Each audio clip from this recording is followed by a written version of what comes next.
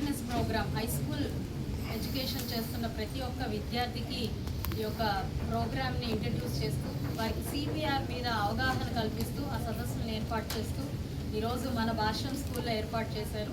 రామకృష్ణ గారి ఆధ్వర్యంలో superintendent GGH superintendent మనకి యశస్వి గారి ఆధ్వర్యంలో, అదేవిధంగా డిఎంహెచ్ఓ విజయలక్ష్మి గారి ఆధ్వర్యంలో ఈ యొక్క కార్యక్రమాన్ని చాలా విజయవంతంగా ఈరోజు ఇక్కడ ఏర్పాటు చేసి పిల్లలందరికీ కూడా దీని మీద ఒక అవగాహన సదస్సును ఏర్పాటు చేశారు. చాలా సంతోషంగా ఉంది.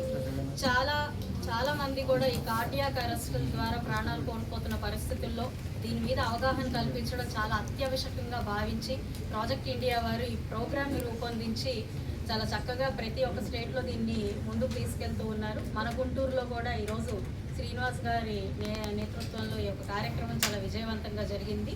చాలా ఆవశ్యకమైన లైఫ్ సేవింగ్ ప్రోగ్రామ్స్ అన్నీ కూడా వాటి మీద అవేర్నెస్ కల్పించడం అనేది నిజంగా చాలా ముఖ్యమైన విషయం.